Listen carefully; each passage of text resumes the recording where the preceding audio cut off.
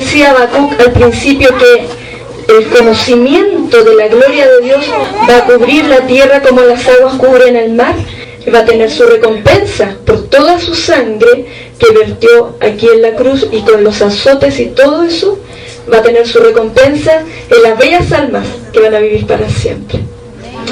Este canto, hermanos, habla de la mujer samaritana, de cuando ella va al pozo y se encuentra con el Señor Jesús.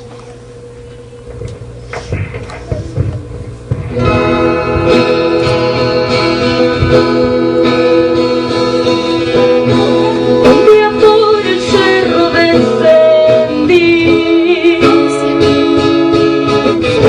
buscaba yo agua para mí. En ese momento fue cuando lo vi. Estaba sentado un hombre allí. Me habló y me dijo que tenía sed, y yo apenas podía creer. Yo no era digna de hacer el bien,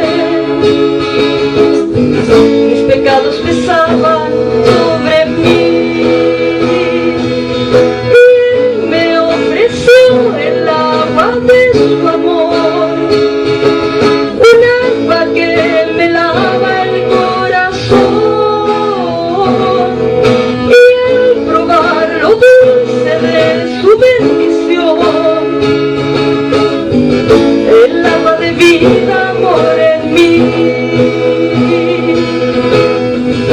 Y yo le pedí que me explicara más del agua que quita toda sed. En ese momento él me dio a entender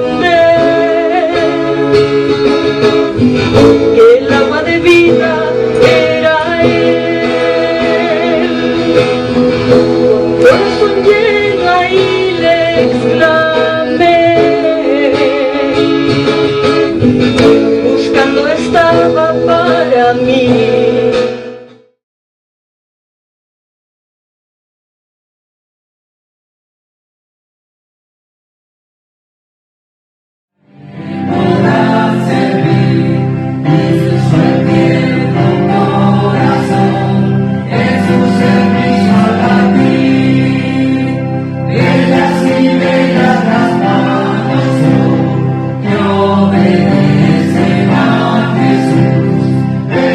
También hay otra cita que dice que la madre se va a salvar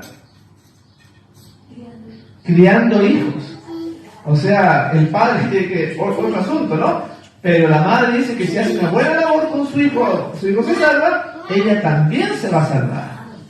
Qué grave esto, ¿eh? Esto es algo muy importante lo que vamos a hacer. Así que, decía ahí, que todo varón iba a ser santo, iba a ser consagrado. Y eso es lo que vamos a hacer ahora con Josué David Barbosa, el Gaterol, y su madre, Ruth, y su padre, Jimmy, han deseado para su hijo. Así que vamos a pedirle que pase por acá nuestra hermana Ruth, con el pequeño Josué David, que tiene un bonito nombre.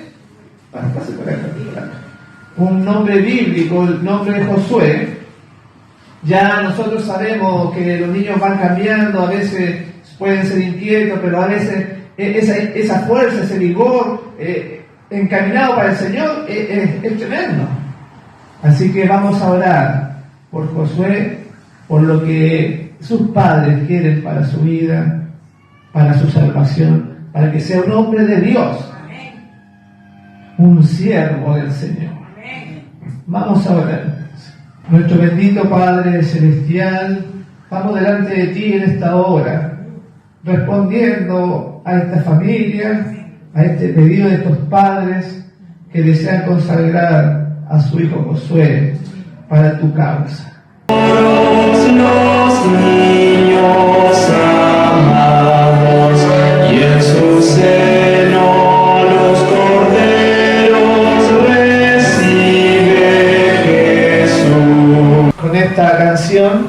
este himno, terminamos entonces la ceremonia de dedicación del pequeño Josué para el reino de los cielos. ¡Qué bendición! Sabemos que Dios es fiel, que podemos confiar en su palabra y que Él lo hará.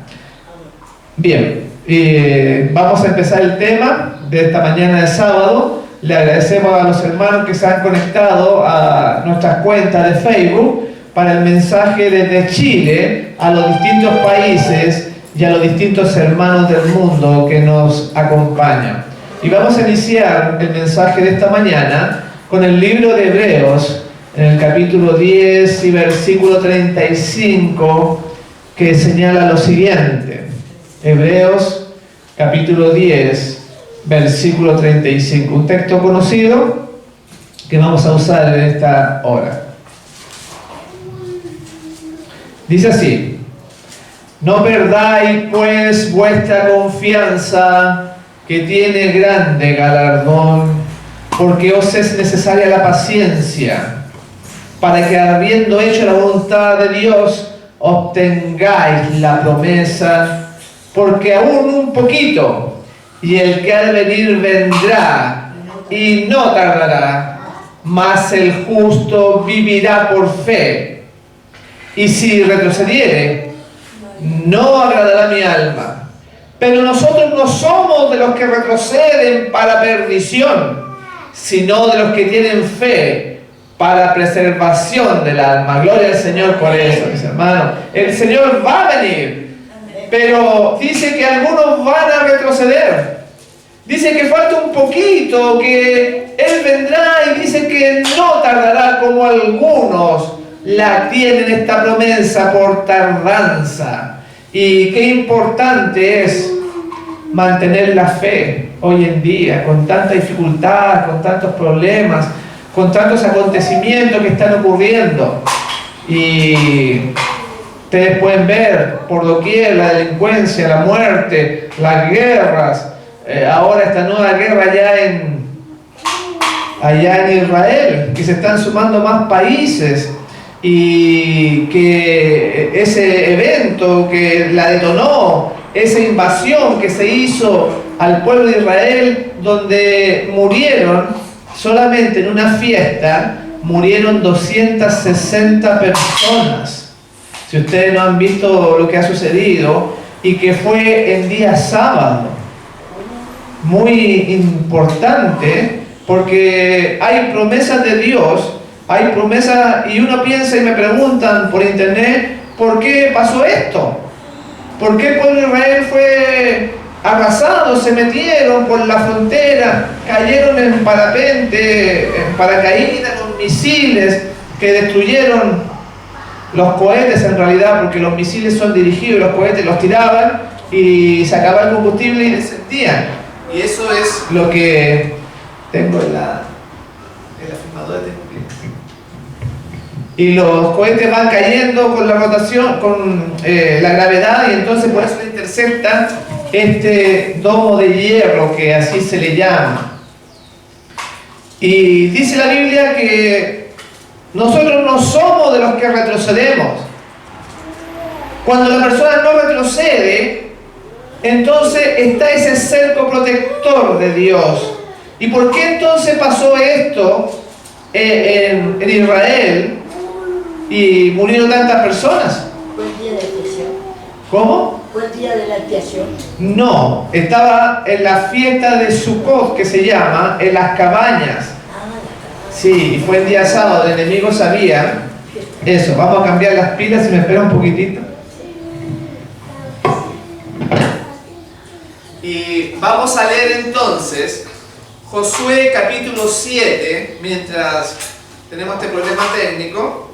Josué 7, y vamos a ver por qué pasan estas cosas aún en el pueblo de Israel actual. Josué 7, del verso 6 al 13, para ver lo que está sucediendo en este Israel moderno, en este Israel actual. Dice así, desde el verso 6 al 13, hablando cuando Josué va a tomar la ciudad de Ai, y entonces ellos pierden la batalla. Versículo 6. 7. Entonces Josué rompió su vestidura y se postró en tierra sobre su rostro delante del arca de Jehová hasta caer la tarde. Él y los ancianos de Israel, y echaron polvo sobre sus cabezas. Entonces, el contexto, habían ido a destruir la ciudad y no pudieron. Entonces Josué se puso triste. Versículo 6. Y ahora el 7. Y Josué dijo: Señor Jehová, ¿por qué hiciste pasar este pueblo el Jordán para entregarlo en las manos de los amorreos, para que nos destruyan? Ojalá nos hubiéramos quedado al otro lado del Jordán. Oiga, esa expresión se parece cuando estaban en el desierto. Dicen: ojalá nos hubiéramos quedado en Egipto. Cuando empezaban a reclamar, ¿se acuerdan ustedes? Murmuraban, se parece. El 8. ¡Ay, Señor! ¿Qué diré? Ya que Israel ha vuelto las espaldas delante de sus enemigos, porque los cananeos y todos los moradores de la tierra oirán y nos rodearán y borrarán nuestro nombre de sobre la tierra. Y entonces, ¿qué harás tú a tu grande nombre? Versículo 10. Jehová dijo a Josué: levántate, ¿por qué te postras así sobre tu rostro? Israel ha pecado y aún han quebrantado mi pacto que yo les mandé, y también han tomado del anatema y hasta han hurtado, han mentido y aún lo han guardado entre sus enseres. ¿Cuál había sido el problema? Que había un pecado en Israel, producto de un solo pecado. ¿Cómo sería hoy en día, mis hermanos, que el pecado abunda? Podemos decir entonces que la protección de Dios viene cuando el pueblo es fiel, y cuando el pueblo no es fiel, entonces queda a merced del enemigo. ¿Podríamos decir eso? Claro que sí. Este es un ejemplo. También podemos ver en Amós, en el capítulo 4, porque la escritura se va a cumplir. Vamos ahora a Amós para entender esto. En el capítulo 4 vamos a leer desde el verso 10 en adelante. Porque imagínense que han muerto cerca de 1000 israelitas ya. O sea, 260 en esta fiesta, pero en otras localidades han sido los bombardeos y se metieron con camionetas, se metieron con carros, se metieron de muchas formas y mataban al que pillaban. Fue algo terrible. Vamos a ver Amós 4:10. Dice así, en adelante, no solamente el 10. Les mandé plagas como las que envié sobre Egipto hace tiempo. Maté a sus jóvenes en la guerra, ¿ven? Y llevé lejos a todos sus caballos. El hedor de la muerte llenó el aire. Pero aún así, ustedes no se volvieron a mí, dice el Señor. Qué tremendo lo que dice acá. Versículo 11. Destruí algunas de sus ciudades, así como destruí Sodoma y Gomorra. Ustedes que sobrevivieron parecían tizones rescatados del fuego, pero aún así no se volvieron a mí, dice el Señor. O sea, el pueblo no se volvía, eran rebeldes. Y después dice 12: por lo tanto, yo traeré sobre ustedes los desastres que he anunciado. Pueblo de Israel, prepárate para encontrarte con tu Dios en el juicio, pues el Señor es quien formó las montañas, agita los vientos y da a conocer sus pensamientos a la humanidad. Él convierte la luz del amanecer en oscuridad y marcha sobre las alturas de la tierra. El Señor Dios de los ejércitos celestiales es su santo nombre. Amén. Entonces, Dios permite ciertas circunstancias para que el pueblo se vuelva del mal camino. Porque aunque nos hemos bautizado, o aunque haya Dios escogido un pueblo, mientras ande en la idolatría, mi hermano, no podemos esperar la protección divina. Es consecuencia, es un fruto de nuestra vida. Y dice que ya en el pasado y ahora dice que Dios mataba a sus jóvenes. ¿Y qué podríamos decir hoy en día de la juventud en el mundo? O remitirnos a la juventud en Israel.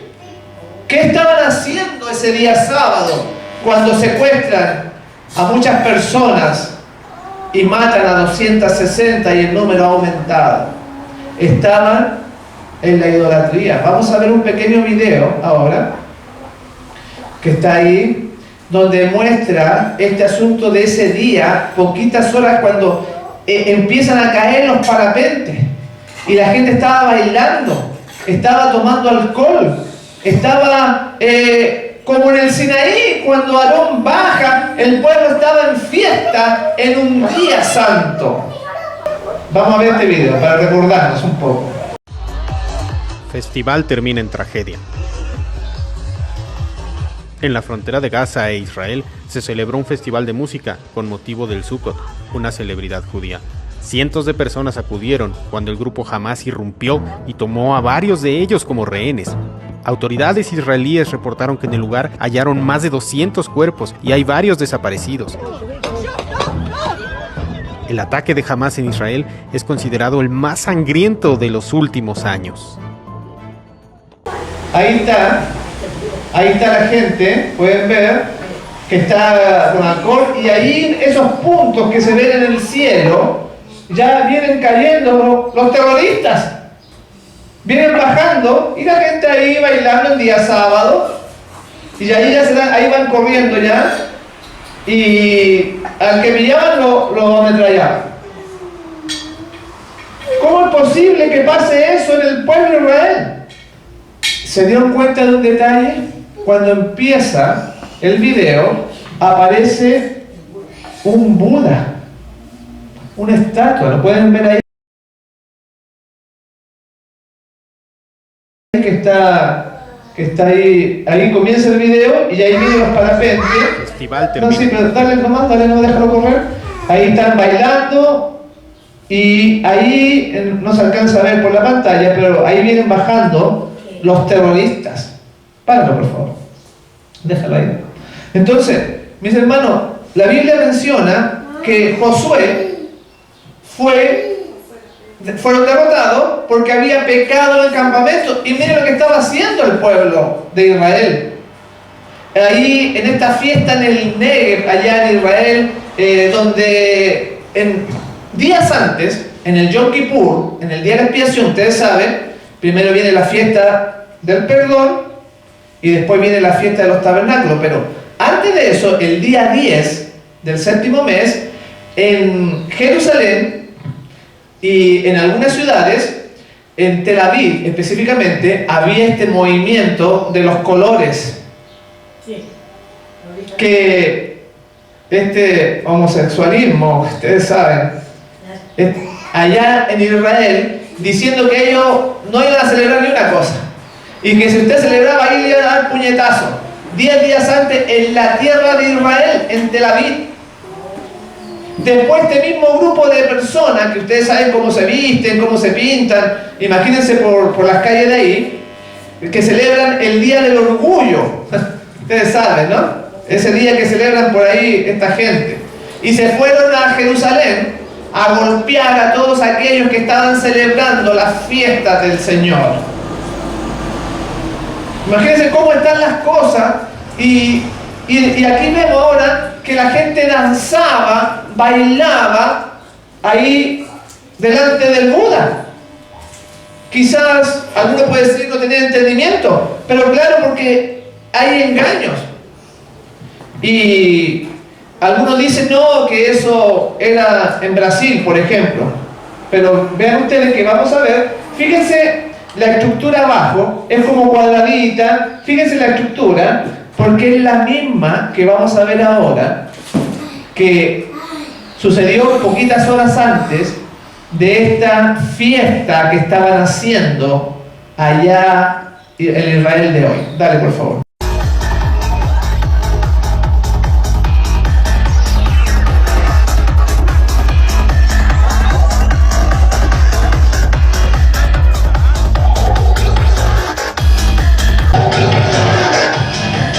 Mire, lo mismo antes que llegaran los terroristas, ahí estaban adorando, o sea, estaban bailando alrededor del Buda. Dale, por favor. Un poquito más. Es exactamente la misma estructura. Y ahí había alcohol, había droga, había de todo. Ahí está la cartita esa que vimos recién. O sea, se repite la idolatría de antaño. O sea, el pueblo de Israel no aprendió nada, mis hermanos. La misma idolatría de antes, cuando adoraban el becerro de oro, por ejemplo. Y qué interesante que lo que pasó en nuestra actualidad. ¿Por qué? Porque ellos cuando estaban bailando ahí alrededor del becerro, no del becerro, del Buda, les venía cayendo el castigo inmediatamente. ¿Saben lo que me recordó a mí eso? Lo que le pasó a Belsasar allá cuando está la escritura en la pared. ¿Se acuerdan?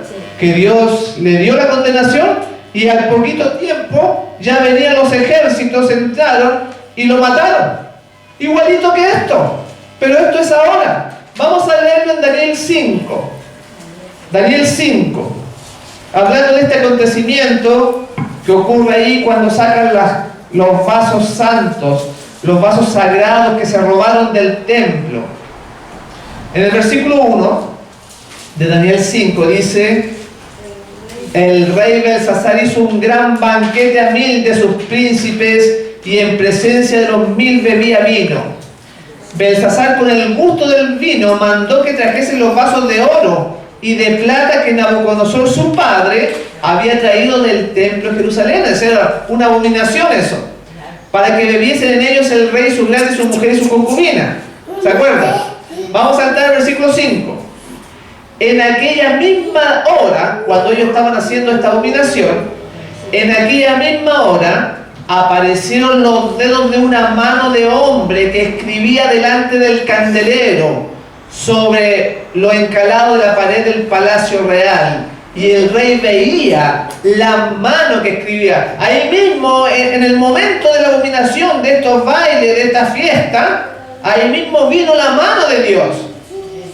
Acá sucedió exactamente lo mismo cuando estaban en plena fiesta. Ellos recibieron a los parapentes que venían, a los terroristas, pensando que era parte de un espectáculo, pensando de que era parte del show. Ya sabían ellos que el sábado era el día del Señor, un día santo, un día sagrado. Sabían que habían estado durante 7 días ese pueblo en la fiesta de los tabernáculos, en el Sukkot. ¿No les importó?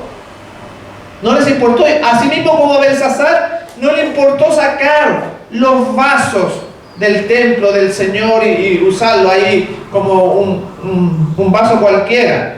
Versículo 25. Y la escritura que se trazó fue esta: Mene, Mene, Tekel Uparsin. Versículo 26. Esta es la interpretación del asunto. Mene quiere decir: contó Dios tu reino y le ha puesto fin. Tekel, pesado ha sido en balanza y fuiste hallado falto. Pérez, tu reino ha sido roto y dado a los medos y a los persas. O sea, fue puesto en balanza y fue hallado falto su espiritualidad. Versículo 29.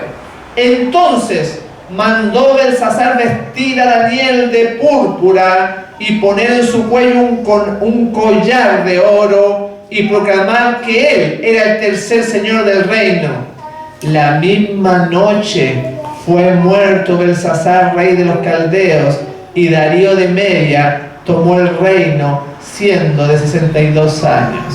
O sea, tuvo la visión, se la interpretaron, pero ya los ejércitos ya venían ya. Miren qué tremendo, lo mismo que pasó acá, los terroristas ya venían ya. Ellos estaban bailando, disfrutando, danzando alrededor del Buda. Mis hermanos, esto nos demuestra que la palabra de Dios hay que respetarla, mi hermano. Qué bárbaro, cómo nos apercibe, nos avisa, preocúpate, este es el libro de la vida. Y aunque tiene miles de años, es tan actual como ningún otro libro. Así que tenemos que buscar al Señor. Dice, no debemos tener por tardanza esta segunda venida. Es aquí un poquito más. Y el que ha de venir vendrá, mi hermano. Sigue perseverando, sigue teniendo fe, confía en Dios hasta pase lo que pase. Sigue en este camino, porque el que ha de venir vendrá y no tardará. Y nosotros no somos de los que retroceden, mi hermano. Dios quiera eso, que nunca lo neguemos, que nunca retrocedamos. Y que nuestra vida pueda ser perfeccionada, pueda ser a la semejanza del Divino Maestro.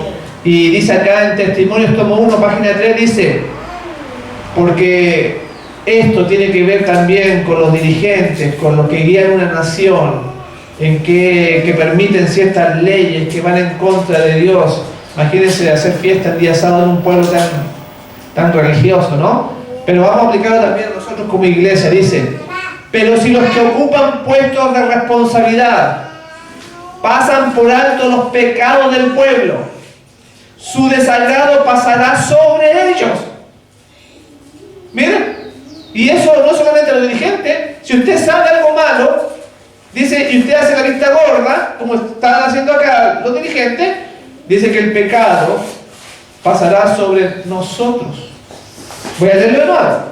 Pero si los que ocupan puestos de responsabilidad pasan por alto los pecados del pueblo, su desagrado pesará sobre ellos, y el pueblo de Dios será tenido en conjunto por responsable de esos pecados. El conjunto. Por eso que no solamente murieron ahí en la fiesta, también en otras ciudades también murieron, porque el conjunto fue culpable. En su trato con su pueblo en lo pasado, el Señor reveló la necesidad de purificar la iglesia del mal. Un pecador puede difundir tinieblas que privarán a la luz de Dios a toda la congregación. Miren que bárbaro esto, ¿no? O sea, hoy en otras denominaciones o en otros templos adventistas, cuando uno va, le dan prácticamente agua de arroz, quizás algún chistecito, una historia, y nos vamos felices todos para la casa. Pero esto que está presentando aquí, que nosotros somos responsables, que los pecados van a caer sobre nosotros al no hacer algo. Eso no, difícilmente lo presentarán. Dice, un pecador, y aquí viene la responsabilidad en conjunto corporativa nuestra. Un pecador puede difundir tinieblas que privarán de la luz de Dios a toda la congregación. Cuando el pueblo comprende que las tinieblas se asientan sobre él y no conoce las causas, deben buscar a Dios con gran humillación hasta que se hayan descubierto y desechado los males que agravian a su espíritu. O sea, lo que debía hacer Israel es ver por qué lo atacaron. ¿Por qué lo que pasó con Josué? Que dio la espalda a sus enemigos y salieron arrancando. Es una ciudad pequeñita, porque Dios no estaba con ellos, murieron las personas. Y aquí tienen que estudiar o investigar por qué los enemigos mataron tanta gente. Nos queda a nosotros, mis hermanos, este tiempo de gracia, un tiempo que no merecemos, un tiempo que ya deberíamos estar durmiendo por nuestros pecados. Aún así, el Señor tiene misericordia de cada uno de nosotros, de nuestras vidas, de nuestra familia, de nuestros hijos, de nuestro hogar. El Señor tiene misericordia. No abusemos de ese tiempo de gracia. Aprovechémoslo para cambiar.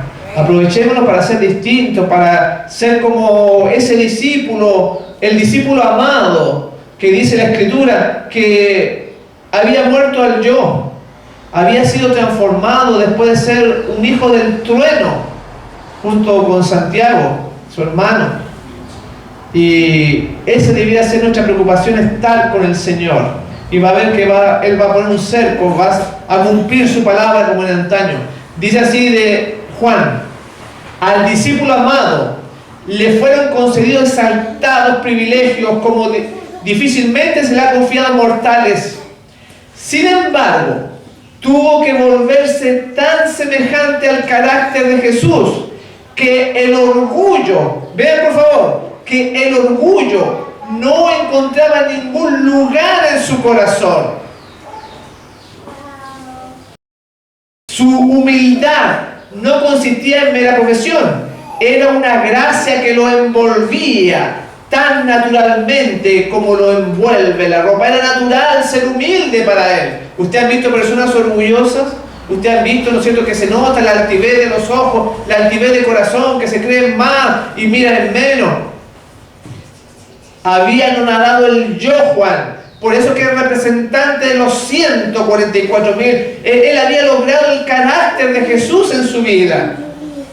Y dice que era una gracia que lo envolvía tan naturalmente como lo envuelve la ropa. O sea, no tenía que esforzarse Juan para ser amable, para ser humilde, para vivir una vida piadosa. Le brotaba de las fuentes internas de Dios que vivía en él. Y por eso que este camino, esta iglesia, hay tantos hermanos que les cuesta porque vienen del mundo, vienen como lobos, por la herencia de sus padres, por la formación educativa en su niñez, y entonces tienen esa conducta. Pero debemos llegar a lo que el Señor quiere, como Juan, y dice que lo envolvía como la ropa. Él trataba siempre de ocultar sus actos de justicia propia y evitar todo lo que pareciera atraer la atención para sí mismo.